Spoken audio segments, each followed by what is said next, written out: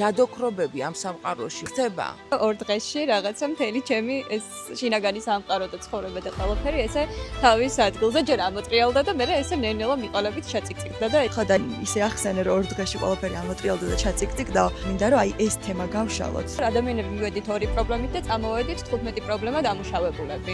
რეტრიტზე რომ მიდიხარ, უნდა შეარჩიო მენტორი სწორად, ზუსტად იცოდე რომ აქვს მას საკმარისი გამოცდილება და კვალიფიკაცია იმის, აი ქირურგიასავით არა. ჩვენი წინა პოდკასტიდან გახსოვთ ალბათ ეკა, ჩემი თერაპევტი, მკურნალი, საოცარი ადამიანი და დღეს სტუმრად ყავს ქრისტი, რომელიც წინა პოდკასტის შემდეგ იყო ეკასთან რეტრიტზე ახლა მორჩნენ 2 დღის წინ. და ძალიან მაინტერესებს ამბები აი ამ რეტრიტის, რომელიც დაანონსდა ჩვენს წინა ვიდეოში. ამ ვიდეოში ქრისტი მოგვიყვება როგორი იყო რეტრიტი. წინასწარ უკვე ვიცი რომ ძალიან მოეწონათ გოგოებს, აი ძალიან. ამიტომ ვამეორებთ ამ რეტრიტს. როდის? ეს იქნება უკვე შერეული წრე, შეკვეთილში 4 ღამე, 5 დღე.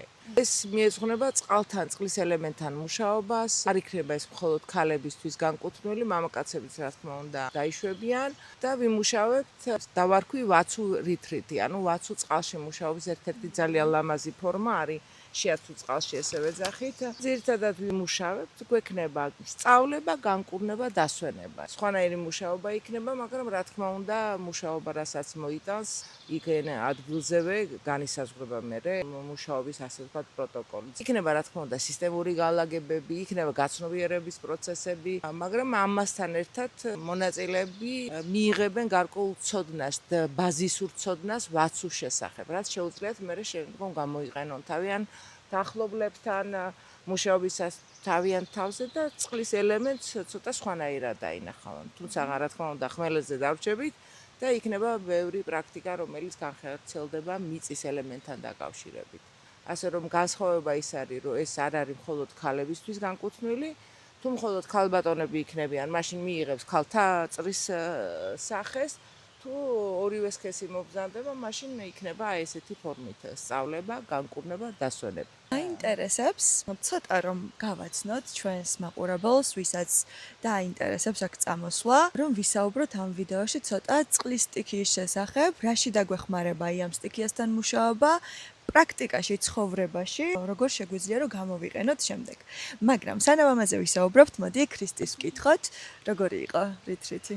იმხელა მადლიერება მაგჯერ მარტო იმ წინა პოდკასტის, რომელიც ჩვენ ჩაწერე, იმიტომ რომ ეგ პოდკასტი რომ არა და ეგ ვიდეო რომ არ მენახა, ალბათ ეხა არ ვიცი სად ვიქნებოდი, იმიტომ რომ მგონია რომ 2 დღეში რაღაცა მთელი ჩემი ეს შინაგანი სამყარო და ცხოვრება და ყველაფერი ესე თავის ადგილზე ჯერ ამოტრიალდა და მე ესე ნელ-ნელა მიყოლებით ჩაწიკწიკდა და ეს იყო საოცარი ენერგია და საოცარი განკურნება თან არა მარტო ჩემთან, ეხა მე სხვა მონაწილეების ნაცვლად არ ვილაპარაკებ, მაგრამ იქ რა პროცესებიც იყო, ეს იყო უბრალოდ აი რამდენი რეტრიტზე ყოფილა, რამდენი ადგილას წავსულა, მაგრამ ესეც სასწაული შედეგი და ასეთ მოკლე დროში და ამხელა პროცესები არასდროს არსად არ მინახავს და კიდევ ერთხელ თავიდან გავაცნობიერე რამხელა მნიშვნელობა აქვს სწორ მენტორთან მოხვედრას და რამხელა მნიშვნელობა აქვს, როცა ადამიანი რომელიც ატარებს და აკეთებს მსგავს პრაქტიკებს, მსგავს თერაპიებს და შეხვედრებს, რამხელა მნიშვნელობა აქვს, რომ მართლა ამ საქმის პროფესიონალი იყოს და მართლა იმ ცნობიერებაში იყოს, რაც ცნობიერებასაც ცდილობს, რომ რაღაცა ადამიანებში შეიტანოს და ეს იყო რაღაც საოცარი ენერგია და წრეში იმხელა ამბები ტრიალებდა, რომ მგონია, რომ რაღაცა ბოლოს ყლაბის ყველა მენტორებივით ვიყავით, იმიტომ რომ ყველა ერთმანეთს ყუნავდით და ყველა რაღაც ერთმანეთის ტრამვებს და პროგრამებს ვამუშავებდით და აი ის რაღაც ჩაწიკწიკებულად და სისტემურად ხდებოდა ეს ყველაფერი და რაღაც იმხელა ინტენსივობით თან, რომ მიუხედავად მაგისა, რაღაც ერთი წამი არ მქონია არავის ეგ რაღაც არ ვიცი, ეგ შეგრძნება, რომ ეხა დავიღალეთ და რამდენს ვაკეთებ და რაღაც ბუნებრივად და ძალიან სასწაული შედეგებით ჩაიარა ყველაფერმა. ძალიან მიხარია ამის მოსმენა. და ერთი სული მაქვს, როდის მოვა შემდეგი რეტრიტი, რომ უკვე მეც ვიქნები. მეც უკვე მანდაც ვიქნები. მაგრამ ახლა მომივიდა ერთი ესეთი კითხვა. რამდენიმე დღის წინ შევხვდა ერთ-ერთი ჩვენი კოლეგის სტორები, სადაც ახსენებდა, რომ აი მარკეტინგულად ფუთავენო ძალიანო და პირდებიან ადამიანებსო ესე ერთ დღეში, ორ დღეში რაღაც დიდ ტრანსფორმაციასო და რეალურად ცვლილება მასე არ ხდება ინტეგრაციით, ცოტა ესეთი მომაბეზრებელი ყოველდღიური მუშაობებით. ხო და ისე ახსენე რომ ორ დღეში ყველაფერი ამოტრიალდა და ჩაწიკწიკდა, მინდა რომ აი ეს თემა გავშალოთ, ამ ვიდეოში ეს თემაც გავშალოთ, იმიტომ რომ რაღაცნაირად შემეხო გულზე. იმიტომ რომ კი მარკეტინგს ვიყენებთ ყველა, მარკეტინგი ის არის, რომ სწორად მიაწოდო ადამიანს სათქმელი, სწორად დაანახო რა სჭირდება და რა გამოსავალს თავაზობ. და ამ ტრანსფორმაციული მოგზაურობების დროს გვაქვს ხოლმე ხშირად, რომ აი უნდა განიცადო ამ ორ დღეში ძალიან დიდი ტრანსფორმაცია. რეალურად რა ხდება ამ დროს? ანუ აი როგორც მონაწილემ, როგორც პირადად რო გამოსცადე და თან ახსენე. და ასევე პროფესიონალისგანაც მაინტერესებს, რა ფენომენთან გვაქვს საქმე, შესაძლებელია თუ არა რომ ორ დღეში ესე ჰოპ და ტრანსფორმაცია განიცადო და თუ ეძლევათ რეტრიტზე საშუალება მონაწილეებს, იმის რომ გქონდეთ აი გაიდლაინი, რაღაც ინსტრუქცია, რაც ყოველდღიურობაში როგორ დააინტეგრირონ ეს ცვლილება. ნიშნავენ ძალიან დიდი მნიშვნელობა აქვს მენტორი ვინ არის და ზოგადად რიტრიტი არსებობს ძალიან ბევრი მიმართულების და არსებობს სხვა დანიშნულებით მათ შორის. შეიძლება არსებობდეს სადღაც რიტრიტები, რომლებზეც მიდიხარ უბრალოდ იმით რაღაც ამოისუნთქო, განიკურნო, რაღაც ჰაერი შეისუნთქო, გამოუშვა და მორჩა. ეკას რიტრიტი უბრალოდ რაღაც მან დაარწყდება და ეკას რიტრიტი რაღაც არის საკმაოდ ინტენსიური, ძალიან დატვირთული და თან ეს ყველაფერი ისე ბუნებრივად და მარტივად ხდება, რომ ადამიანს არც უჩნდება თან რაღაც ეგ დისკომფორტის შეგრძნება ამ პროცესში და ორ დღეში ამ ყველაფრის ამოტრიალება აბსოლუტურად შესაძლებელი ამბავი ყოფილა, ოღონდ ესეც არ არის პირდაპირ ორ დღეში დასრულებული პროცესი. ორ დღეში რაც ჩვენ იქ ვიმუშავეთ, რაც ჩვენ იქ ვაკეთეთ, არის წამოვიდა იმხელა პროგრამები და იმხელა ტრამები, რასაც ადამიანები უნდებიან ხოლმე რაღაც დამოუკიდებლად მენტორის გარეშე თვეები, წლები და არ ვიცი, ძალიან დიდი დრო. უბრალოდ ის რომ მამან საბოლოოდ თავისი სახე მიიღოს და რაღაცა ამ ცხოვრების ფლოუში ჩაჯდეს და ყველაფერი საბოლოოდ ინტეგრირდეს და გადამუშავდეს, რა თქმა უნდა, ამასაც სჭირდება თავისი დრო, იმიტომ რომ იმ პროცესში შენ როცა ეს ყველაფერი ამოგაქვს ზედაპირზე და როცა მენტორთან ერთად ამუშავებ, მაშინ რაღაც გაცნობიერების მომენტი და არც დრო უმეტესად არ რჩება ხოლმე, უფრო იქ მიდის ინტენსიური მუშაობა და ამის მერე რაც მოსდევს პერიოდი, ზუსტად ეგ არის გაცნობიერების პერიოდი და ეგ უფრო მეტად ინდივიდუალურია, ვინ რა სიხშირით რაღაცა რამდენ დროს დაუთმოს თუნდაც თავის თავს, რამდენად გადაეშვება პირდაპირ ამ რაღაცა ქაოსებში თუ მიხედავს ამ რაღაცების გადახარშვას, გაცნობიერებას, რაღაც ისე დაკვირვებას, მოსმენას, აბსოლუტურად ჩვენზე არის დამოკიდებული, უბრალოდ ეს ორი დღე იყო ცალსახად ის, რამაც მომცა შესაძლებლობა, რომ თუნდაც მაგდენი გასაცნობიერებელი რაღაც ამოსულიყო ზედაპირზე, რამაც უკვე ორივე მიცით, რამხელა რაღაცები წამოიღო და რამხელა ნაბიჯები გადავდგი ბოლო 2-3 დღეში. ამიტომ ეგ ცოტა პერსონალური ამბავი არის. ვინ რამდენი ხანი მოუნდება მაგ ყველაფრის გაცნობიერებას, უბრალოდ ის გაიდლაინებიც, რასაც თუნდაც ესეთ რიტრიტებზე ვიღებთ და ეხლა განსაკუთრებით ეკას რიტრიტებზე, იმიტომ რომ მე ასეთ და მე მილიონად შემიძლია აღვნიშნო, რომ ეკას რიტრიტი არაფრით არც ერთ სხვა რიტრიტს არ გავს, რაზეც მე აქამდე ოდესმე ყოფილვარ. ის გაიდლაინები, ის პროცესები, რაც იქ მიდიოდა, აი არ ვიცი, ალბათ 100x-ით მაინც აჩქარებს იმ პროცესებს, რასაც ადამიანი მარტო გადის და რაც თავარია ძალიან სწორხაზოვნად და ყველა ფეხის ნაბიჯზე ამ პროცესებს ყოველთვის ეტყობა, რომ მასში ურევია პირდაპირ ძალიან ღრმა პროფესიონალის ხელი და ამას აქვს ძალიან დიდი მნიშვნელობა. თუ ეგ არ არის, მაშინ ორ დღეში რა თქმა უნდა ცვლილება მაშინ არ მოხდება და არც მოყვება მერე ისეთი გაცნობიერებები, რომლებიც ძალიან დიდ ნაბიჯებს გადაგადმევინებს. შინაგანი კრიტიკოსის ხმა ვიქნები მე. თუ შეიძლება. ისმენ დღეს. ალო. იმიტომ რომ აი რაღაცნაირად თითქოს მესმის რა ღამაყურებელი რო უყურებს, ვინც ორჭოფობს აი შინაგანად სული ეძახის რო აი მინდა წასვლა, მაგრამ გონება მე მოდის ძალიან თავისი ბევრი კითხვით. და ამ კითხვებს გავაჟღერებ, რომ პასუხი გაეცეს, რომ დავეხმაროთ ადამიანებს გადაწყვეტილების მიღებაში. ტრამვებს რომ ვეხებით და მტკივნეულ საკითხებს რომ ვეხებით, რომ განკურნოთ და დავამუშაოთ. ხომ არ ხდება ისე, რომ ჭრილობა გაიხსნა და მერე გავუშვით ადამიანი გახსნილი ჭრილობით ქალაქში, თავის ძველ რუტინაში და მერე იმან არ იცის იქ რა გააკეთოს ამ გახსნილი ჭრილობით, ანუ თითქოს თავიდან დატრამვა ხომ არ ხდება. აი ესეთი კითხვა არის ხოლმე ხშირად. ცალსახად ის რომ ეგ პროცესი, განკურნების პროცესი სადაც არის, რომ არ არის უმტკივნეულო და რაღაც პეპლებით და ვარდებით მოფენილი გზა ისედაც არ არის და მგონია რომ ესეთი სტილის და ამ სახის რისისაბზე ვინც მიდის და მით უმეტეს ეკასთან ვინც მიდის. ყველანი მზად ვართ იმისთვის რომ კარგად შემოგვილაწუნოს ჩვენმა ტრამვებმაც და ზემოდან ეკამას დაგვაყოლას. ამიტომ ძალიან მზად ვართ ხოლმე მან და თან შემთხვევით არასდროს არც ერთი ადამიანი არ ხვდება და კიდევ ერთხელ საოცრად დავწმინდი, იმიტომ რომ აი მართლა ხო ამბობ ყველა ადამიანი თითქოს რაღაც ამ ერთმანეთის თითქოს არა რეალურად ერთმანეთის ტრამვებს ვამუშავებდით და ადამიანები მივედით 2 პრობლემით და წამოვედით 15 პრობლემა დამუშავებულები. ან რეალურად იმაზე მეტი წამოვიღეთ, ვიდრე საერთოდ რაღაცა ეს ჩათქმა წავიღეთ, რისი დამუშავებაც გვინდებოდა და ეს აბსოლუტურად იმის დამსახურებაა, რომ რაღაცა ეს წრე შეიკრა რაღაცა ეკას მენტორობის ქვეშ. ამიტომ იმ პროცესში რა ტრამვების და რა ჭრილობებიც ამოვიდა, ეგ ყველაფერი არც ერთი არ წასულა მაქედან დამუშავების გარეშე. ანუ ეს ყველაფერი როცა ზედაპირზე ამოდის, იმისთვის რომ ეს უფრო მეტად ტრამული არ დარჩეს და მით უმეტეს არის ძალიან ბევრი ისეთი რაღაც, რაც შეიძლება არც კი ვიცოდეთ, რომ ტრამული იყო ჩვენთვის და არც ვიცოდეთ, რომ იქ იყო პრობლემა და ესეც შევხვდით უამრავს ამ რიტრიტის განმავლობაშიც, რომ საერთოდ არ ვიცოდით, რომ აი იქ იყო თუნმე რეალური პრობლემა და რეალური წყარო და სათავე, საიდანაც ეს ყველაფერი დაიწყო და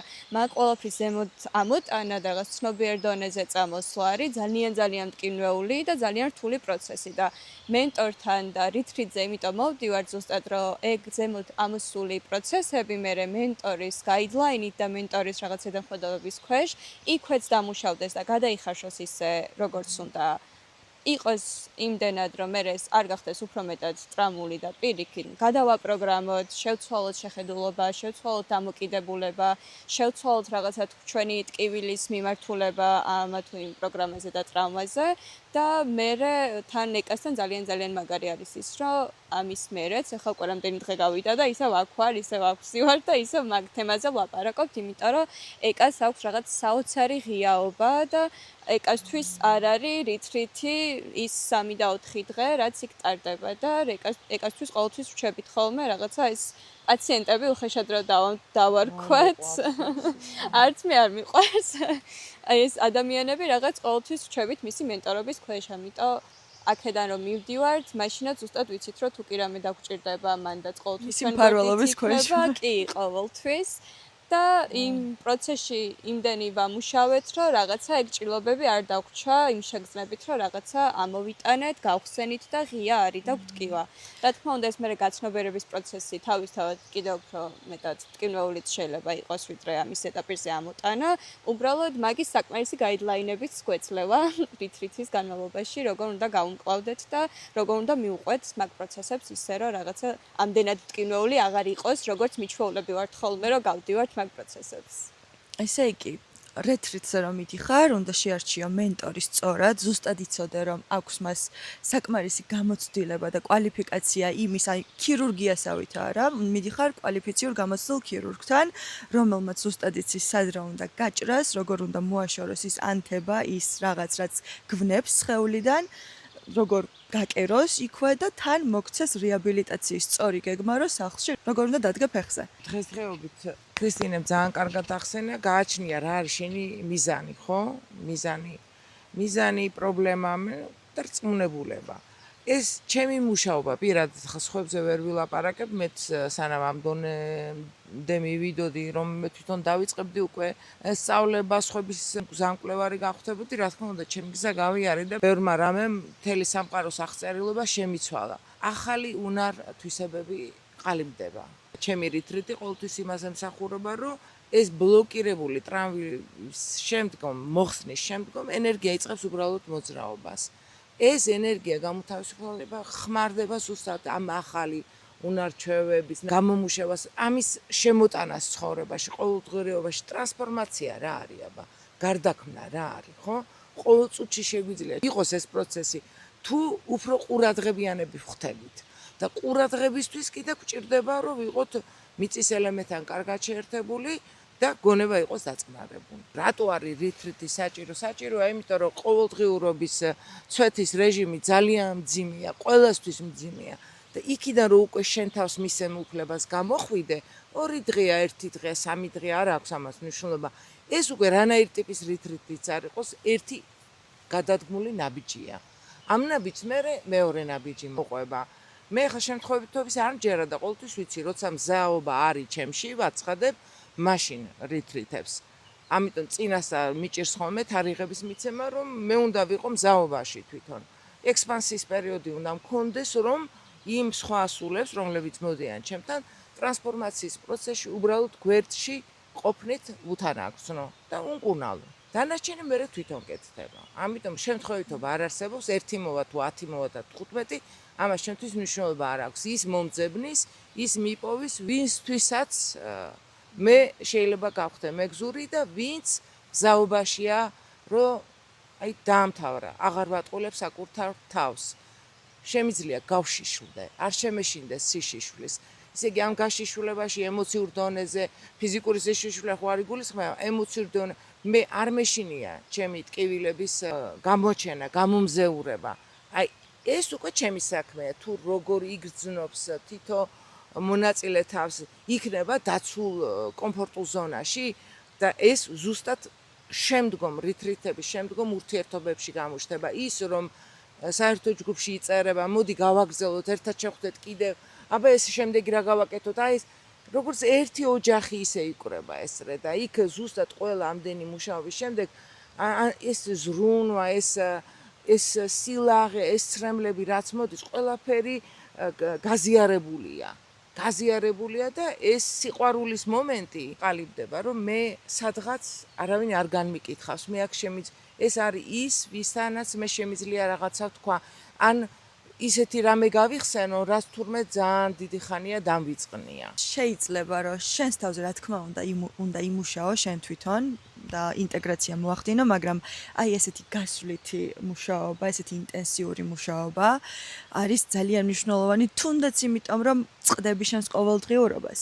მეორე იმიტომ რომ თანამოაზრეების წრეს ხვდები, სადაც შენ აცნობიერებ, რომ უი მარტომი არ ვარ ამ მდგომარეობაში და რა ისიც მწხვენო და რასაც მვალავდი, რაც მткиოდა, მარტო არ ვარ ამაში, ანუ მთელი გუნდი მყავს, მთელი ოჯახი მყავს, რომელიც ამის იზიარებს და ერთად უფრო სწრაფდება განკურნების პროცესი, იმიტომ რომ აქ ერთვება გული, ურთიერთობა, სიყვარული, კავშირი. და ეს ერთმანეთს რო ვაძლიერებთ, გაცილებით უფრო აი ამპლიფიკაცია ხდება და გაცილებით უფრო მაღლა მივდივართ, გაცილებით უფრო სწრაფად. შედარებაც კი არ შეიძლება მარტო მუშაობის და აი ამ ჯგუფური მუშაობის და ორივეა საჭირო ცხოვრებაში. ჯგუფიც და მე შენს თავთან მარტო ინტეგრაციაც. ძალიან მიყვარს რაღაცა ეს პერსონალურად მენტორთან მუშაობაც და რაღაც მარტო ცალკე დამუშავება ყველაფრის.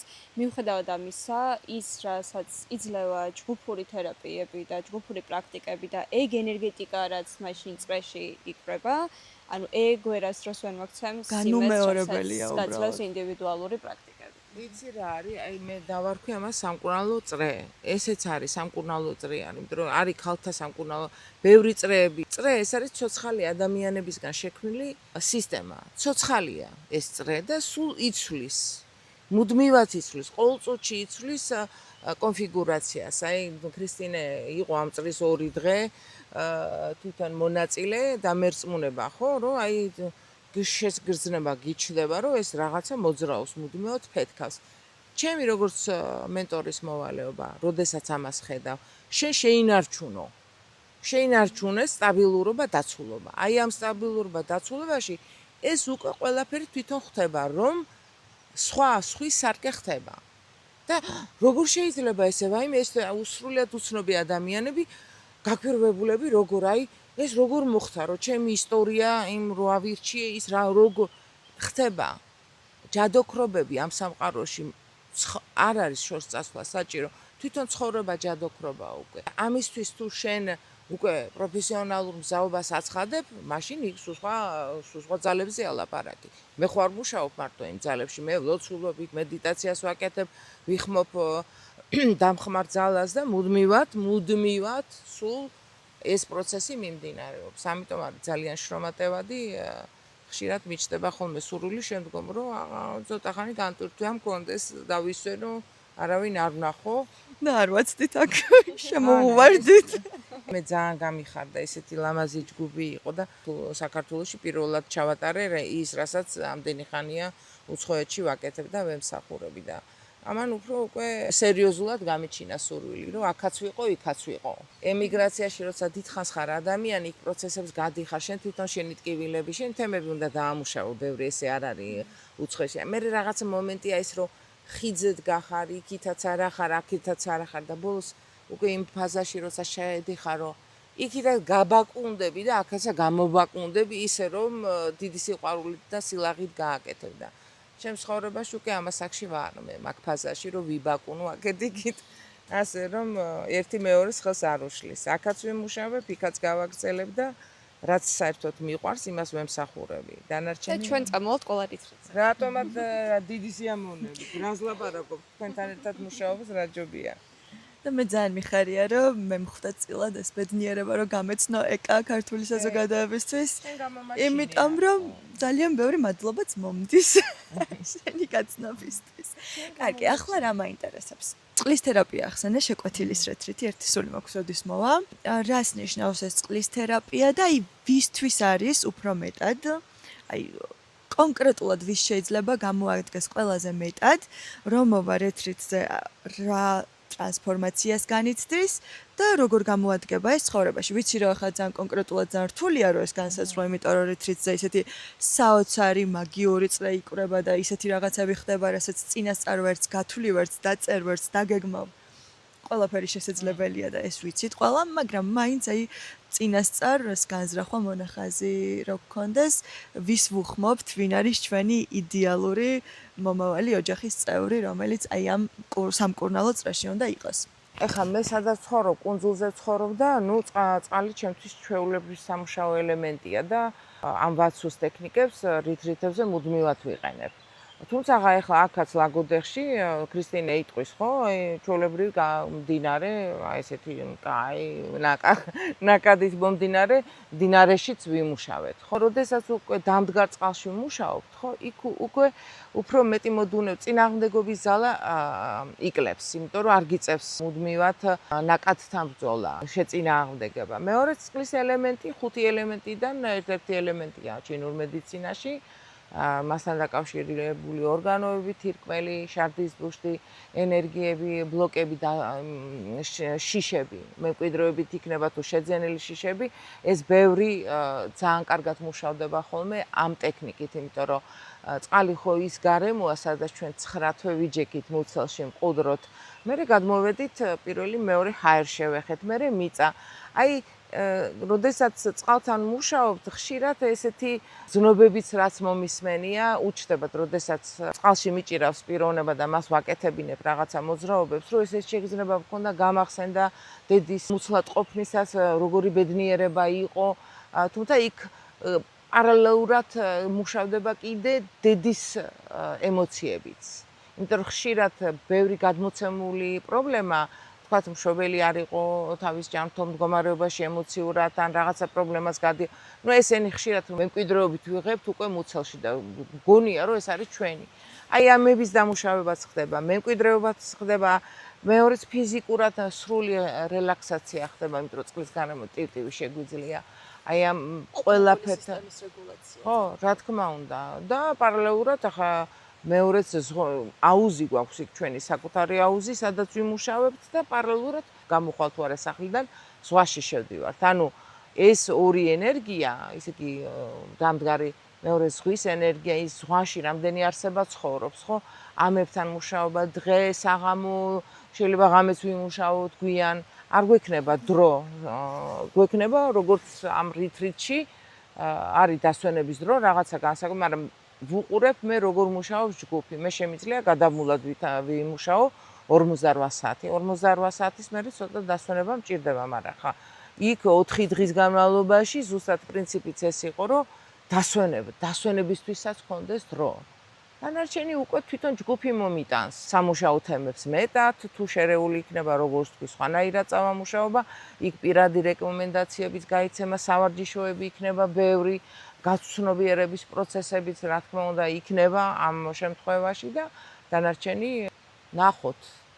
ძალიან დიდი მადლობა.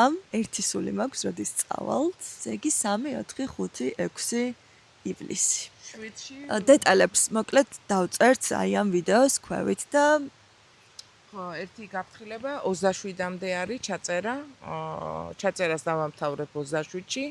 იქ შემდგომ უკვე ვეღარ დავამატებთ ადამიანებს და 10-15 კაცი მეტი არა. უი, მაშინ სწრაფად დავაედითოთ ეს ვიდეო და დავდოთ.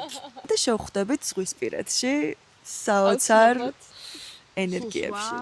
სხვა თან ისეც მახარებს, რომ წინა რეტრიტიდან გოგოები წამოვლენ, შედარების საშუალებაც იქნება განსხვავება მუშაობებს შორის და ძალიან მიხარია. მე მიხარია ის, რომ გიყურებთ თქვენ ლამაზებს, გაფურცმულებს, ბედნიერებს, მიხარია ის, რომ არის მშვიდობა ადამიანის გულში და მიხარია ის, რომ შემიძლია ამის კეთება, სიხარულით კეთება შემიძლია ამის. დანარჩენი უკვე საქმემან თქვას. ვაიმე, მე კიდევ ესე. მიყვარხართ გოგოებო. გაუმარჯოს სიყვარულს.